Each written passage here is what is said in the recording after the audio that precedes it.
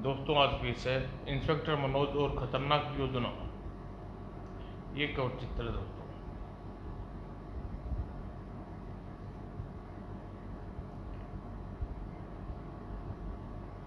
विक्रमपुर भारत की सीमावर्ती पर्वतीय क्षेत्र आजकल मौत की नगरी के नाम से प्रसिद्ध था।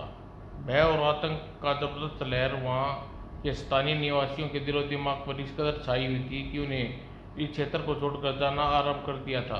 सारे देश में संपत्ति था और विक्रमपुर में ही हो रही रहस्यमय हत्याएं अब तक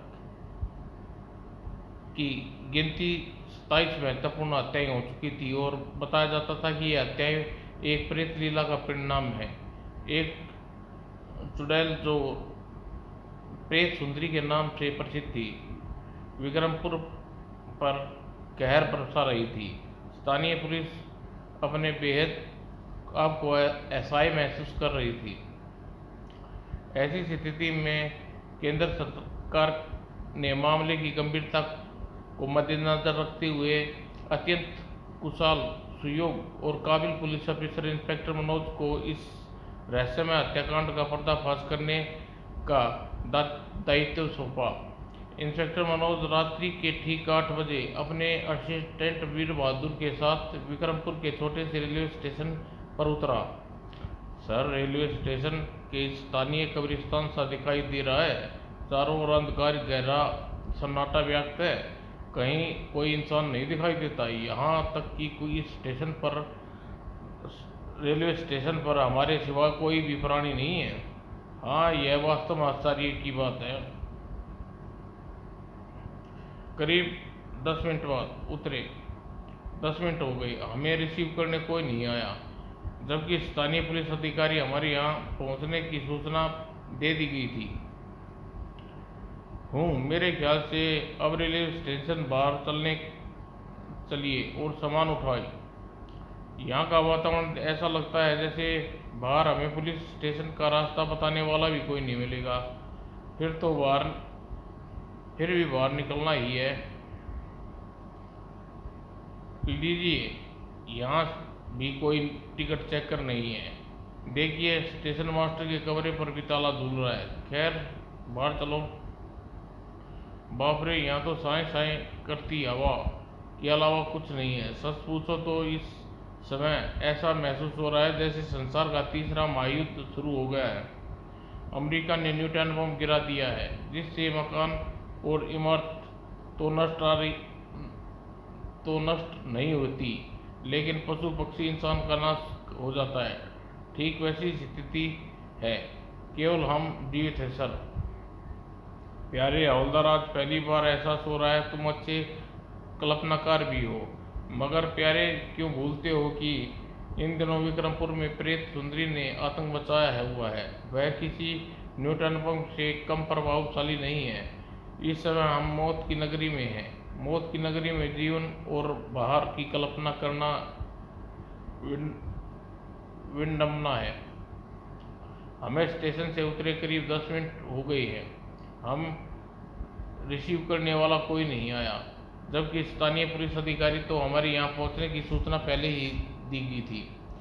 मेरे ख्याल से हमें अब स्टेशन से बाहर चलना चाहिए। सामान उठाओ।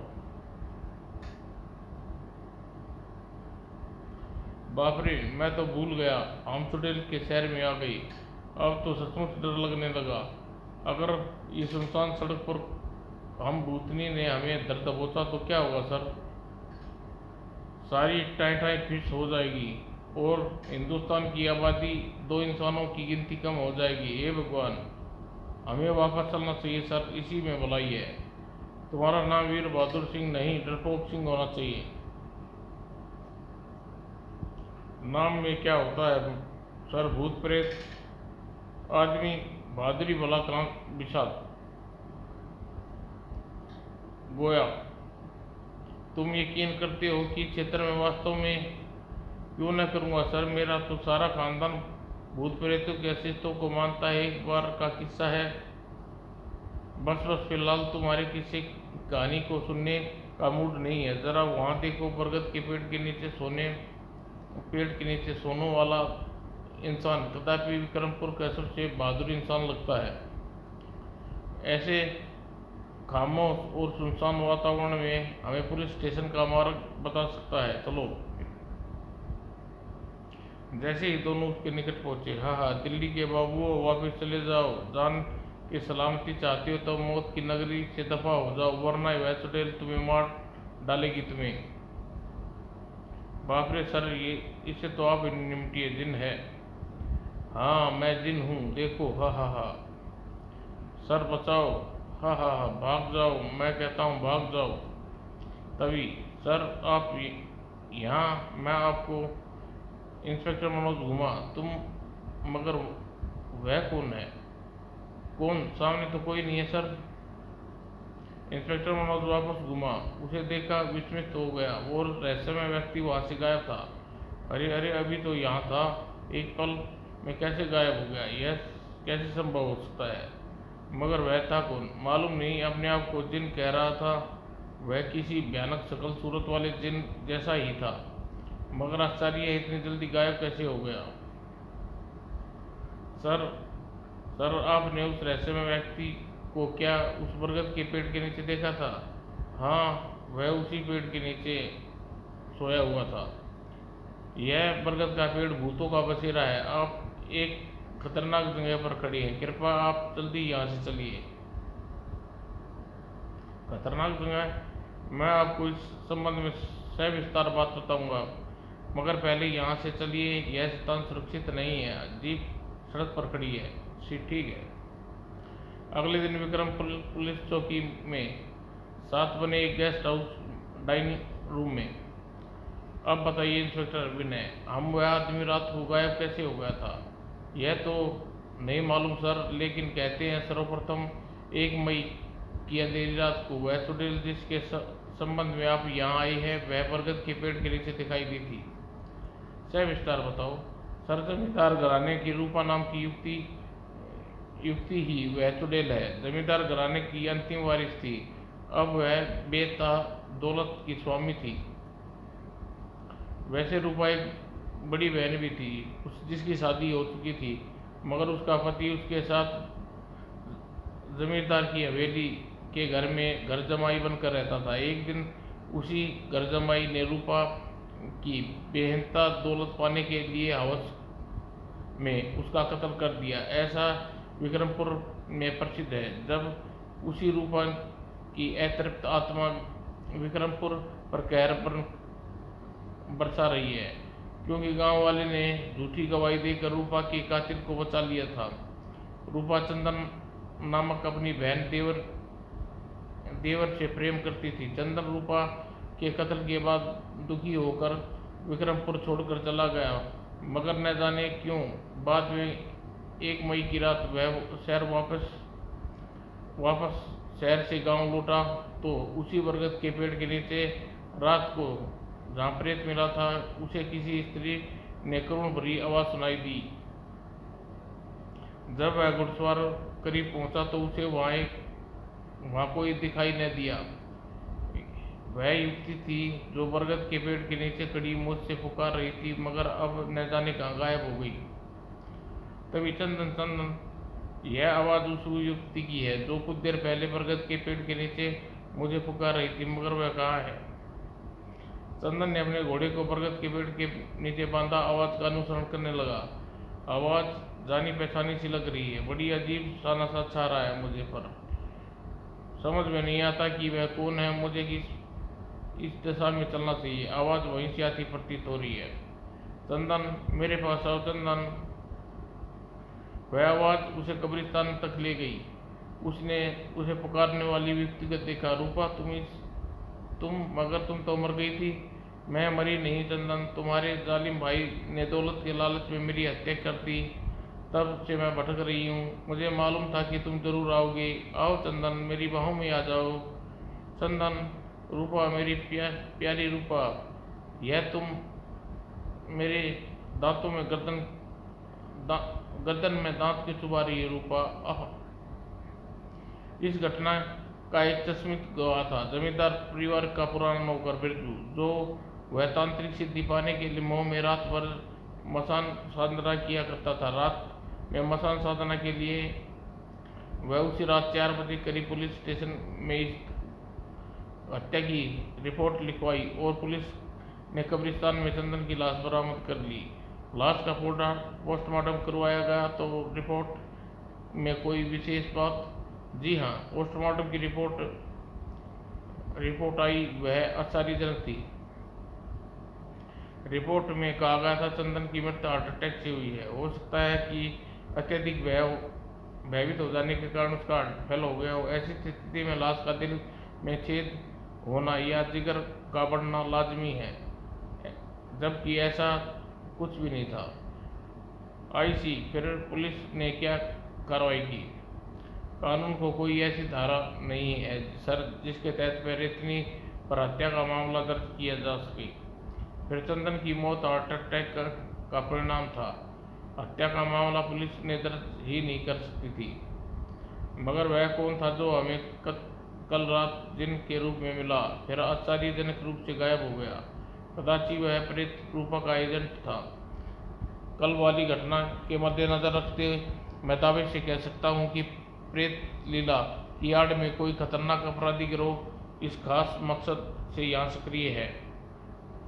और कल वाली घटना हमें भयभीत करना चाहते थे ताकि हमें उससे टकराए बिना उसके मिशन को आसानी से चलता रहे। हो सकता है अपनी बात को सत्यता हो सर, 10 मई की रात्रि विभीषण हत्याकांड विक्रमपुर में हुआ। सब प्रेतलीला ही समझते हैं। मिस्टर विजय, क्या आप प्रेतलीला जैसी अफवाहों पर यकीन करते हैं?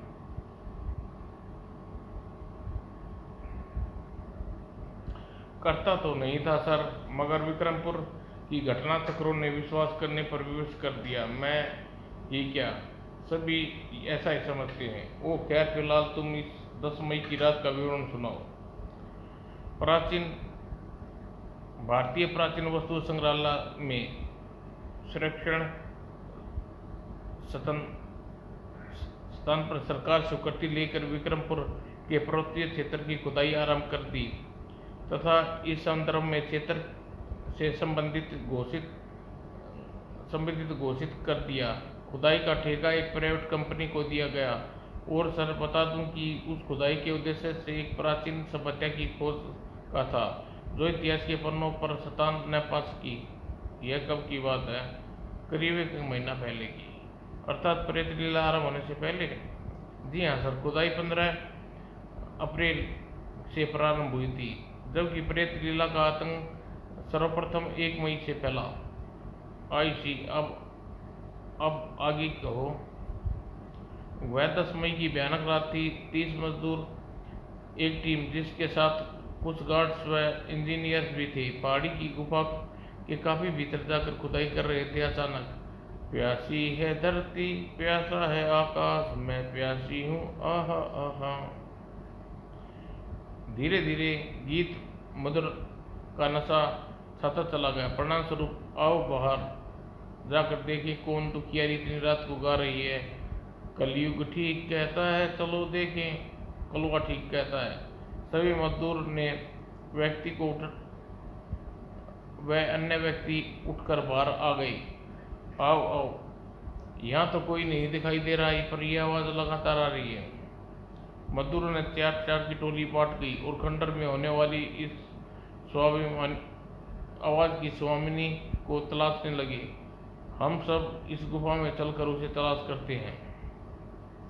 आखिरकार मजदूरों की टोली एक छाया दिखाई दी। अरे वह रही, हाँ वही है, आओ करीब चले। अंधेरा यहाँ दे, बहुत अंधेरा है, उजाला करो। एक मजदूर ने लालटेन जलाकर उजाला किया। लालटेन की उस मरियल सी उजाले में उन्होंने जो कुछ देखा वह कांपा कर रह गई। लाशें, खून, हत्या। मजदूर वापस दौड़ पड़े। वह कथित सुंदरी जैसे कर्रा सी उठी।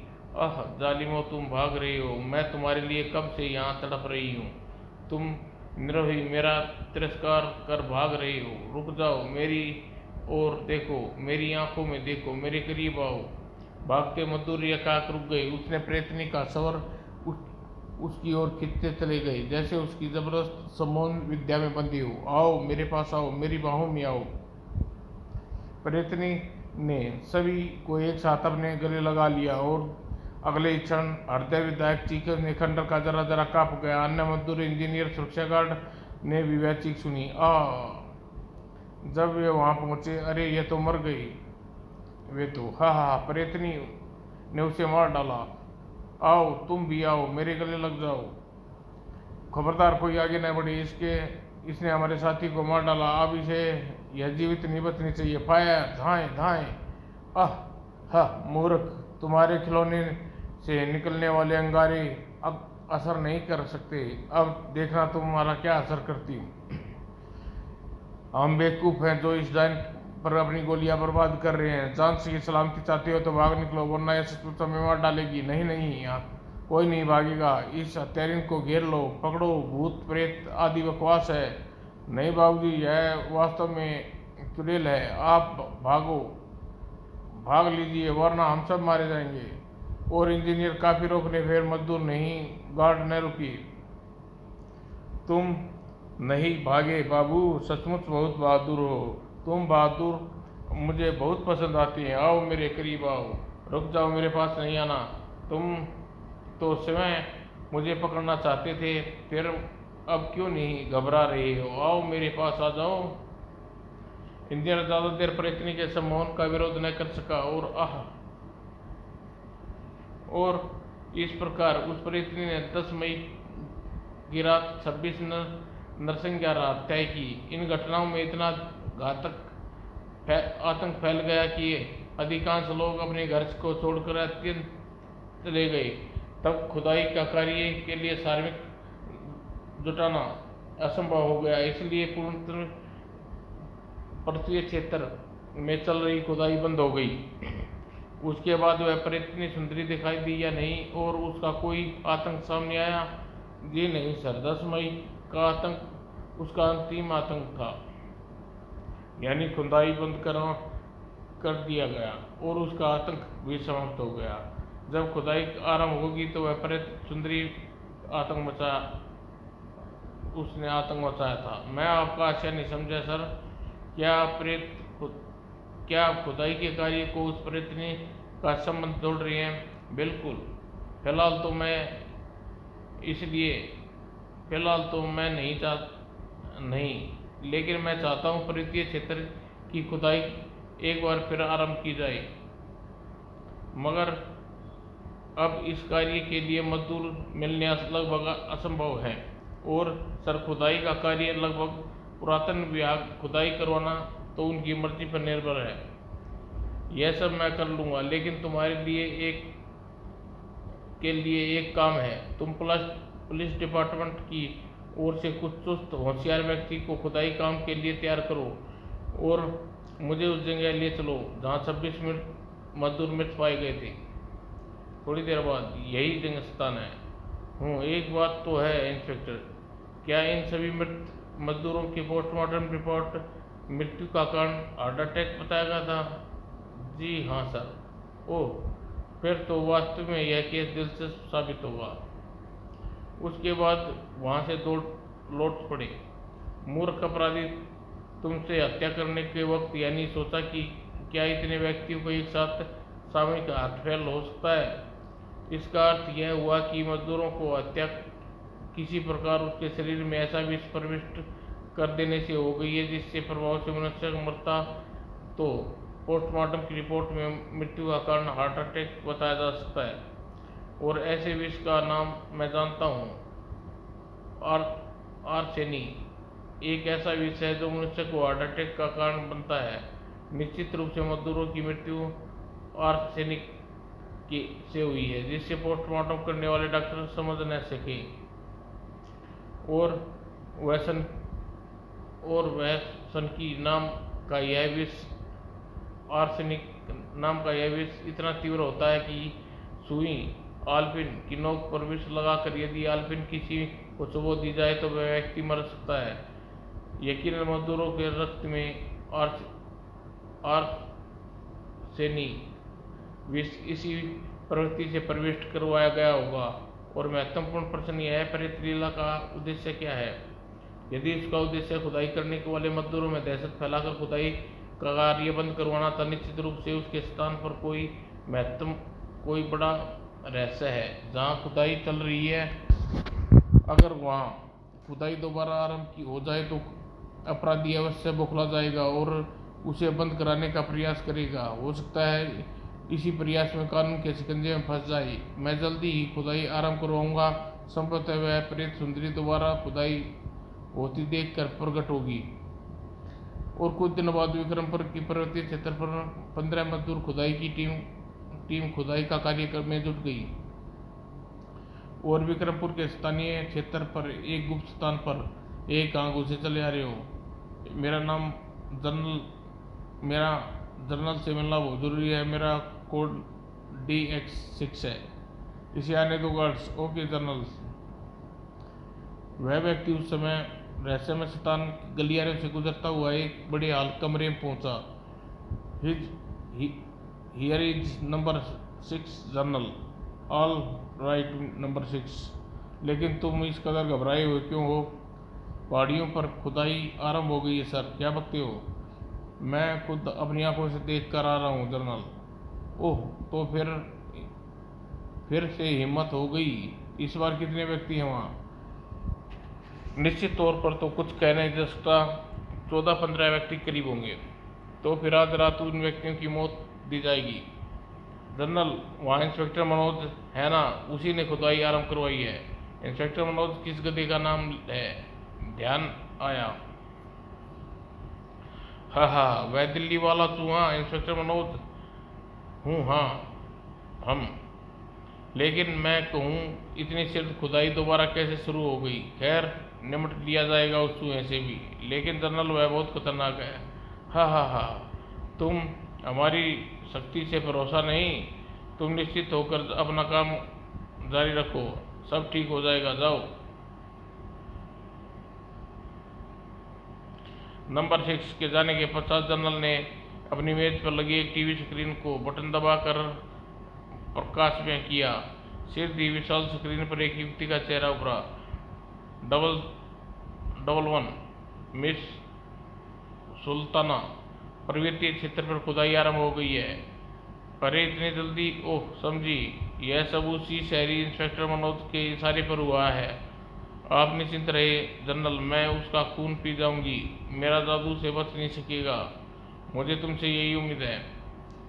और खुदाई स्थल पर काम करने वाले पुलिस वालों को रात बीतने के साथ साथ प्रेत सुंदरी का भय सताने लगा। यह दिल्ली वाला इंस्पेक्टर हमें भी ले डूबेगा। आखिर प्रेत 50 के समक्ष हम कर भी क्या सकेंगे? हम करें या न, हम पर क्या करें भाई? सरकारी नौकरी है, इसलिए मजबूर होकर यह कार्य कर रहे हैं। और फिर वह वक्त भी आया जिसका इंस्पेक्टर मनोज को बेताबी से इंतजार था।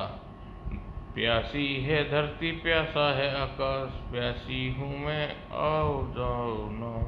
बाप रे, प्रेतनी का गीत। ओ गॉड, हमारी रक्षा करना। काम जारी रखो। मेरे यहाँ से जाने के पश्चात इस स्थान से बाहर नहीं निकलेगा और अपनी मौत का खुद जिम्मेदार होगा।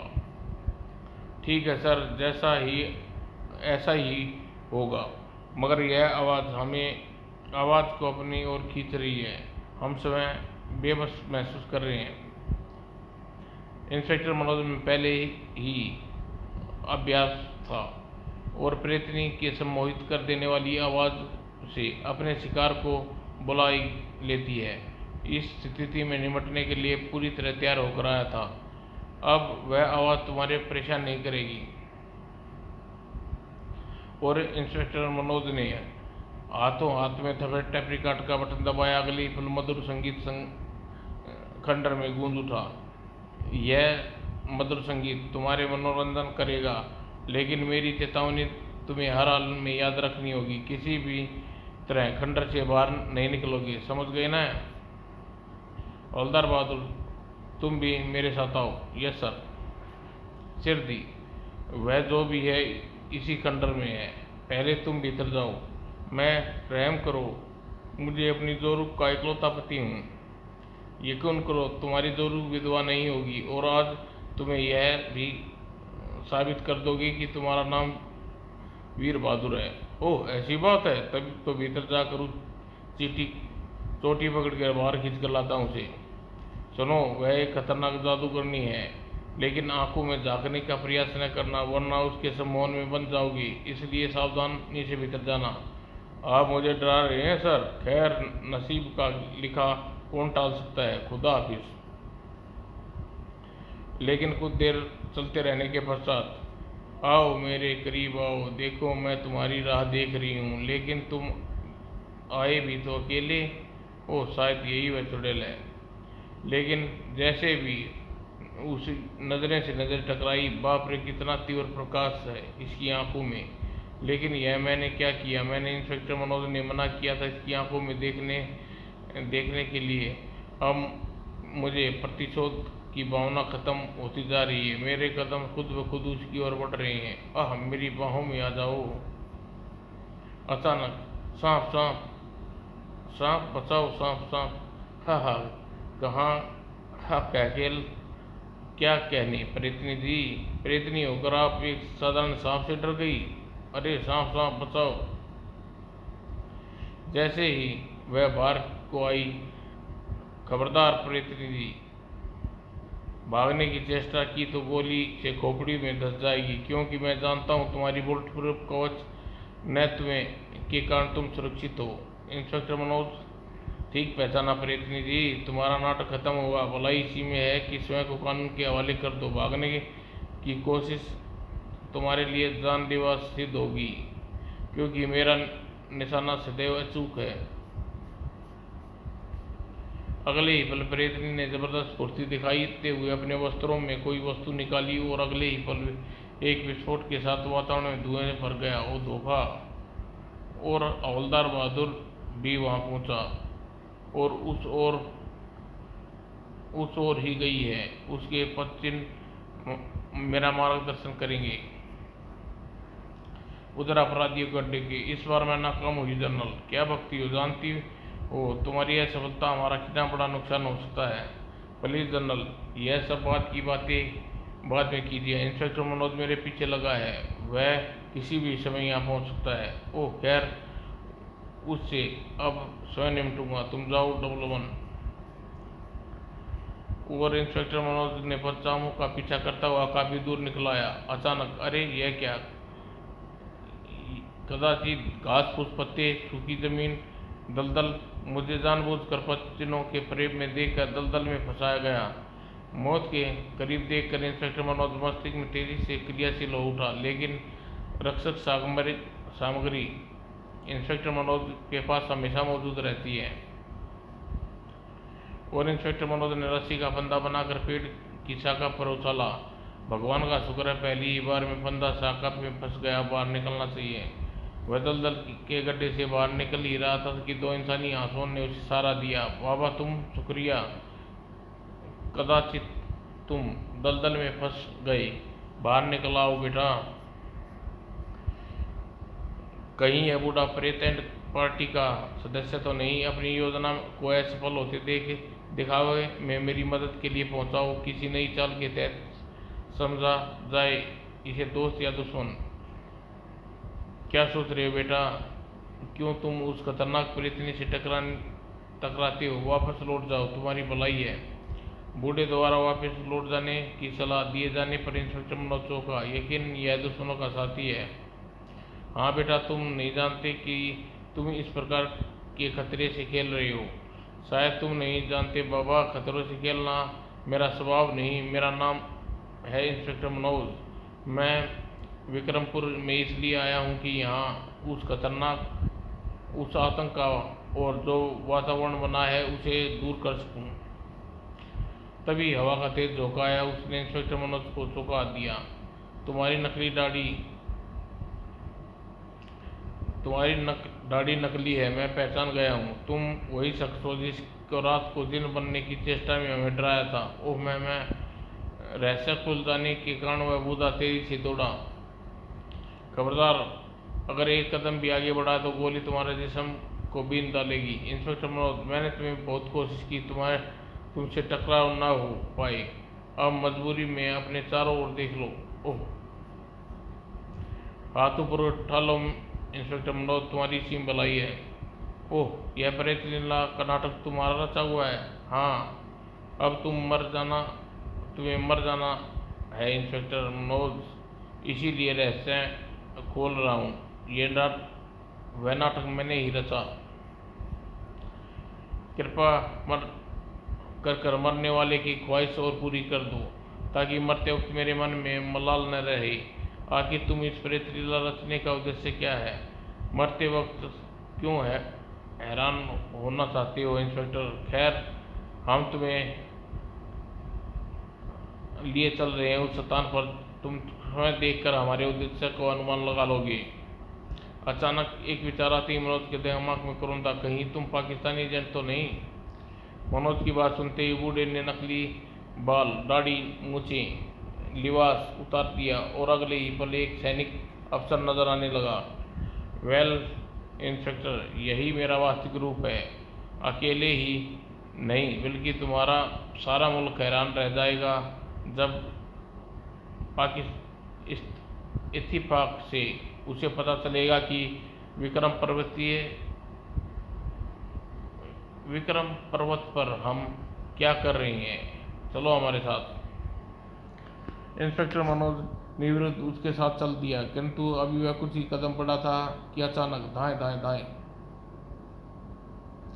इंस्पेक्टर इससे पहले मनोज कुछ समझ पाता, पेड़ की आट में दर्जन भर भारतीय सिपाही और जिसमें इंस्पेक्टर विजय और हवलदार वीर बहादुर सिंह भी था, अपनी कार्रवाई की और सफलता की खुशी में चीखते हुए बाहर निकले। हुर्रे, हमने सभी को मार गिराया।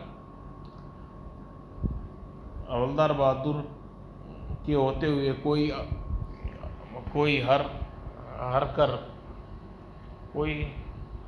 कर ले जा सकता है सर? देखिए, सालों की लाशें बिछा दी, अब तो मानते हो मेरा नाम वीर बहादुर है एकदम? तुम बेवकूफ़ हो हवलदार, किस गधे के आदेश पर तुमने यह फायरिंग की? अपनी मूर्खता से तुमने सारे सूत्र को मिटा डाला। सूत्र? हाँ सूत्र, वरना मैं चाहता क्या अकेला उनसे प्रतिशोध नहीं कर सकता था? स्वयं को गिरफ्तार हो जाने दिया ताकि उसके ठिकाने पर चलकर देख सकूं वे विदेशी कौन सा गुप्त मिशन चला रहे थे, लेकिन मेरी समस्त योजना विफल कर दी। तभी वो जिंदा है। तुमने कुरान पाक की कसम, सच सच बताना पर्वत पर तुम्हारा कौन सा मिशन चल रहा है? इंस्पेक्टर और बूढ़े ने दम तोड़ दिया। मैं मनोज, असफलता आपको बेहद मायूस करने लगा। अचानक उसके विचार दिमाग में आते ही मनोज चौंका। खुदाई करते समय वाले सिपाही कहाँ हैं? उन्हें पता चल गया कि रहस्य में प्रेतनी आपसे टकरा कर भाग गई। वे इसी समय टेप रिकॉर्ड पर मध्य संगीत का आनंद ले रहे हैं। ओह, वे निहत्थे हैं।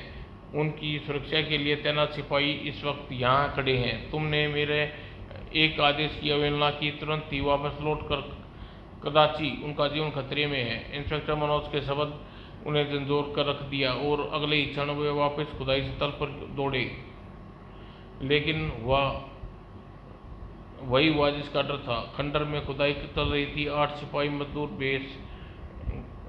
वेश में काम कर रहे थे और इस समय से 8 की लाशें वहां पड़ी थी। ओह, 8 हत्याएं और ईश्वर, यह सब क्या? कब तक चलेगा यह सिलसिला?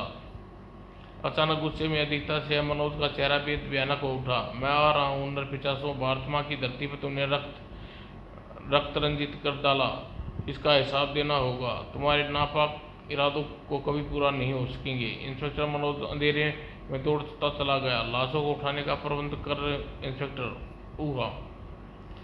उधर अपराधी के अड्डे पर जनरल विक्रम पर्वतीय की खुदाई विस्तृत रिपोर्ट आपके सामने है। हम अपने मिशन में कामयाब रहे, बस आप के इशारे की देर है। हमारी फौजें भी आक्रमण करने के लिए पूरी तरह तैयार हैं। वेल मेजर रशीद, तुम लोग का काम बेहद खुश हूँ। तुम विक्रमपुर में हमारे मुल्क के अधिकारी में आ जाए तो हमारा मुल्क संसार में अधिक विकसित देशों की पंक्ति में आ खड़ा होगा। इस बार भारत पर जबरदस्त आक्रमण करेंगे और इस क्षेत्र को जीत लेंगे। मेजर जनरल जनाब अहमद दिखाई नहीं दे रहा। इस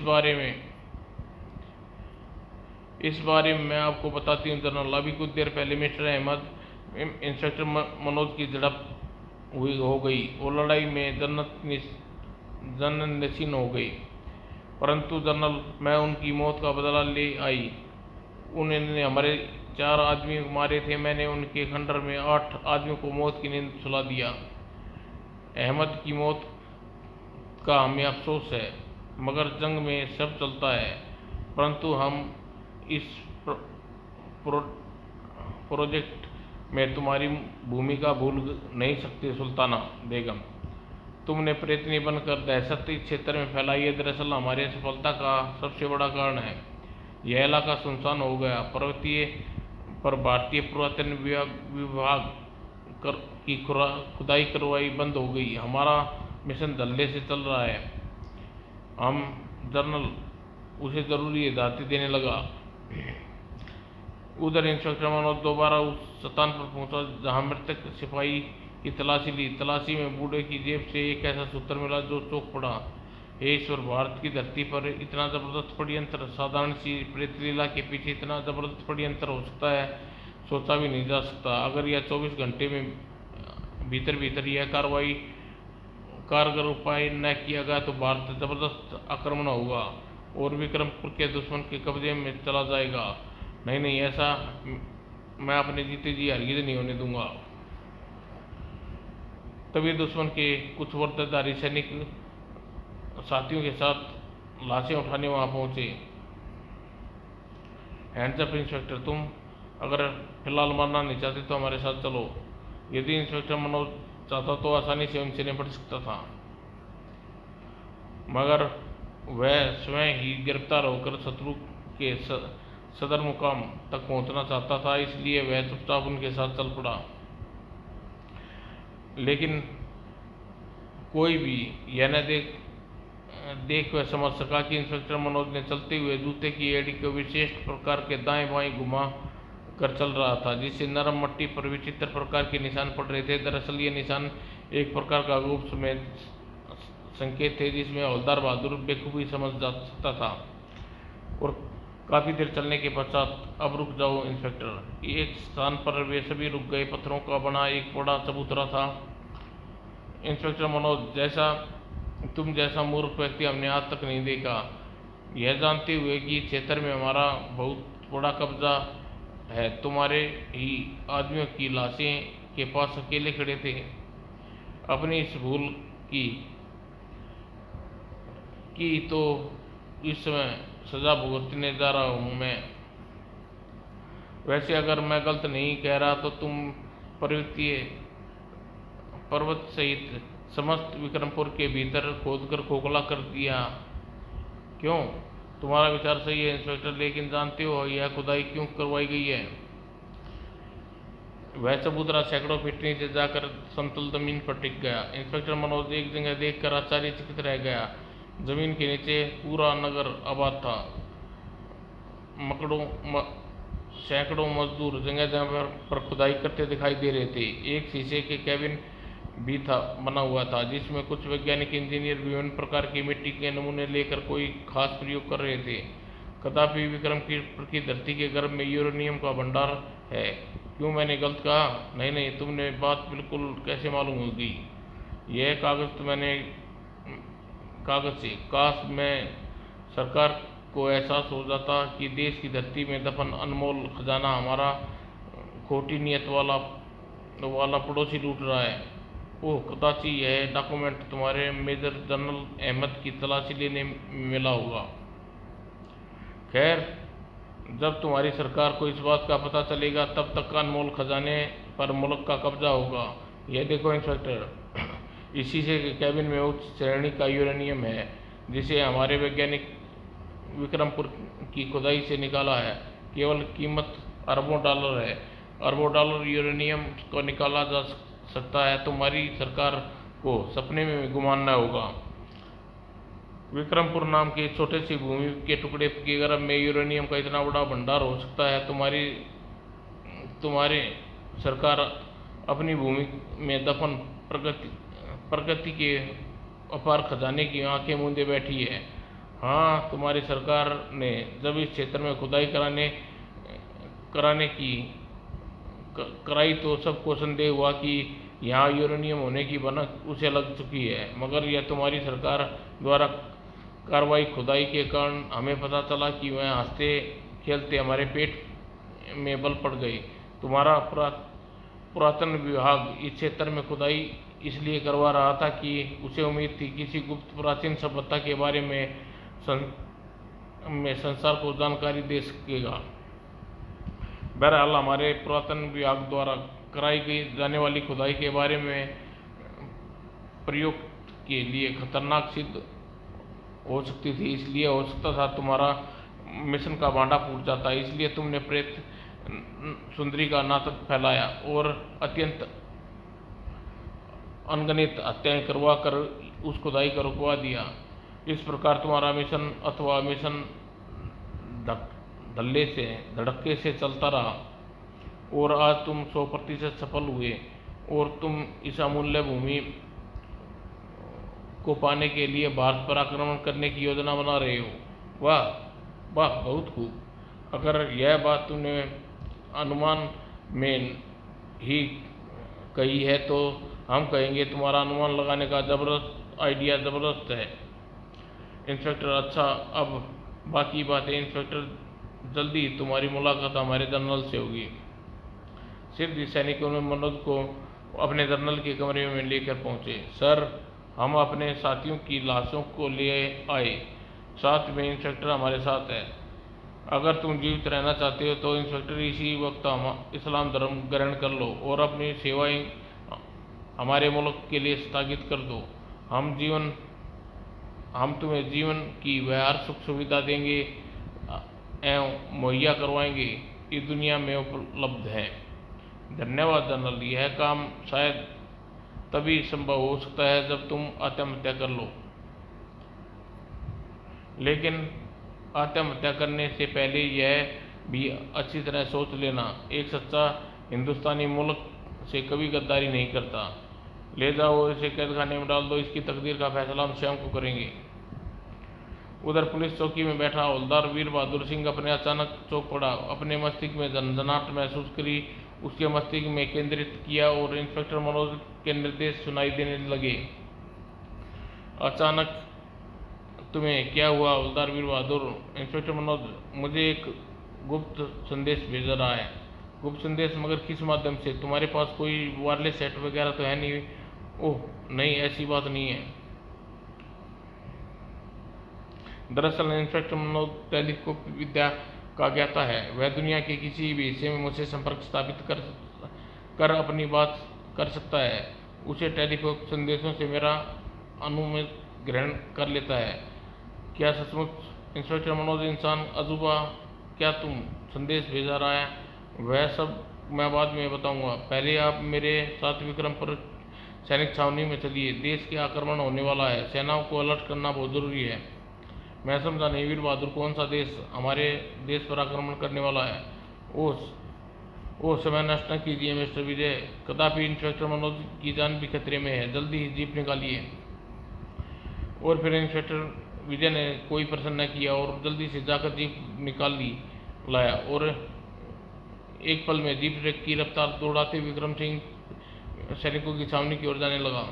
उधर कैद किए जाने पर करीब 1.5 घंटे पश्चात इंस्पेक्टर मनोज का अंदाजा लगा लिया। भारतीय फौज हवलदार वीर बहादुर के सहयोग से उसके जूते और एड़ी की रकड़ बनाए गए विचित्र संकेतों का अनुसरण करते हुए दुश्मन के मुराद मुकाम को घेराबंदी कर चुकी होगी। अब मुझे हरकत में आ जाना चाहिए।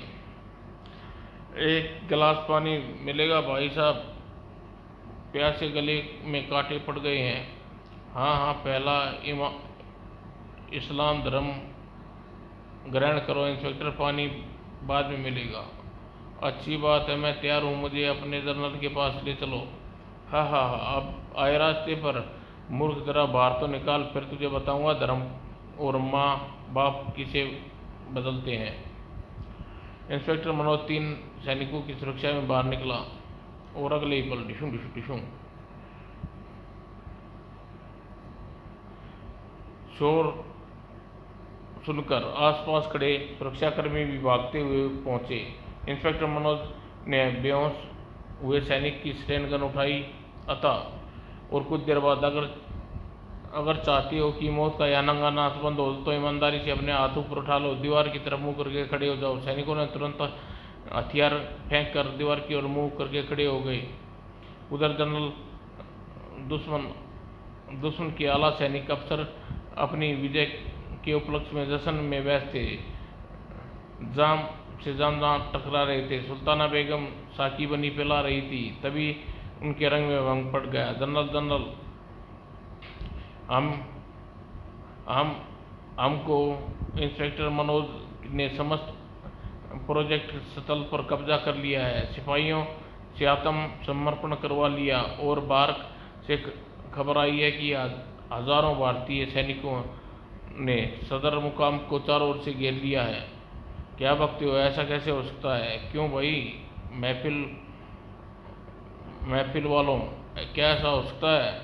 हजूर अली बकता है, मनोज तो की बिशात कहाँ है? तभी ऐसा ही हुआ है शराबियों, तुम चारों ओर से भारतीय सेनाओं से घेर चुके हो। अगर आत्मसमर्पण करना चाहते हो तो ठीक है, वरना फायरिंग आरंभ कर रहा हूँ, मरने के लिए तैयार हो जाओ। नहीं इंस्पेक्टर ने छोड़ दो, ये सब आत्मसमर्पण कर रहे हैं। ओह, तो आप प्रतिनिधि, खबरदार, मैं जानता हूँ सम्मोहन विद्या की ज्ञाता हो, तुम पर मेरा यह जादू न चल सकेगा। पीछे हट जा, हाथ उठाकर दीवार की तरफ मुंह करके खड़ी हो जा। ठीक उसी समय जब सबूत धरातल पर आकर टिका तो अनेक भारतीय सैनिकों वहां पहुंचे। हवलदार वीर बहादुर भी उनके साथ था। बधाई हो सर, आपने दुश्मनों का एक खतरनाक षड्यंत्र का भांडाफोड़ कर दिया है। बाहर सेनाएं तैयार खड़ी हैं। इस प्रकार भारतीय सेना समस्त यूरेनियम को अपना अधिकार में ले लिया। यूरेनियम का विशाल भंडार सुरक्षित कर लिया गया। दुश्मन के सभी सैनिक गिरफ्तार कर लिया गया। अगले दिन अखबारों में प्रेत लीला के पीछे छपे रहे शक को उजागर किया तो प्रत्येक देशवासी आश्चर्यचकित रह गए। इंस्पेक्टर मनोज का ऐतिहासिक कारनामा, विदेशी षड्यंत्र का भांडाफोड़, प्रेत लीला की आड़ में खतरनाक योजना, सर्वत्र इंस्पेक्टर मनोज प्रशंसा हुई। इतनी बड़ी तादाद में यूरेनियम जैसा पदार्थ प्राप्ति पर प्रत्येक देशवासी रोमांचित था। समाप्त दोस्तों।